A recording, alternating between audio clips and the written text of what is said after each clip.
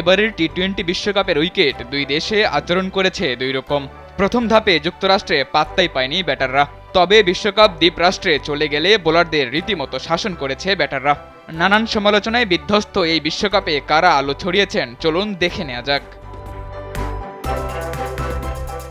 সর্বোচ্চ রান সংগ্রহকারী ব্যাটারের তালিকায় সবার উপরে রয়েছেন আফগান ব্যাটার রহমানুল্লাহ গুরবাজ। ৮ ম্যাচে ৩৫.১২ গড়ে ২৮১ রান করেছেন তিনি। দ্বিতীয় অবস্থানে রয়েছেন বিশ্বকাপ জয়ী অধিনায়ক রোহিত শর্মা। সমান সংখ্যক ম্যাচ খেলে তার রানের সংখ্যা ২৫৭। ৭ ম্যাচে ২৫৫ রান করে তালিকায় তৃতীয় অবস্থানে আছেন অজি ওপেনার ট্রাভিস হেড। দক্ষিণ আফ্রিকাকে ফাইনালে তোলা কুইন্টন ডিককের রান ৯ ম্যাচে ২৪৩, গড় ২৭। ৫ নম্বরে আছেন আরেক আফগান ব্যাটার ইব্রাহিম জাদরান, তার রানের সংখ্যা ২৩১। স্যান্ডেলিনা সো, রূপচর্চায় আভিজাত্য। জাদরানের পরে রয়েছেন তালিকায় জায়গা পাওয়া একমাত্র ক্যারিবিয়ান ব্যাটার নিকোলাস পুরান। তিনি করেছেন ৭ ম্যাচে ২২৮ রান।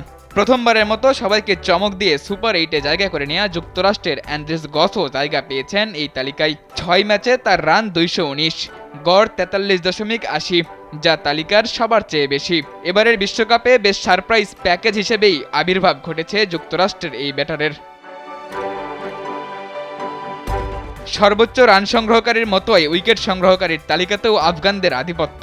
এবারের টি-20 বিশ্বকাপে সর্বোচ্চ উইকেট নিয়েছেন যৌথভাবে আফগানিস্তানের ফজল হক ফারুকি ও ভারতের আশদীপ সিং।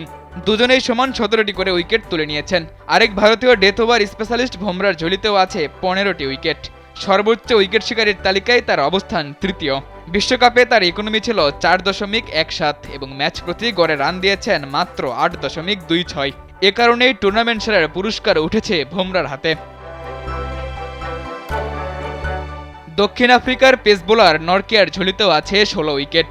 আফগানিস্তানকে সেমিফাইনালে তোলা রশিদ খান ৮ ম্যাচে পেয়েছেন ১৪ উইকেট।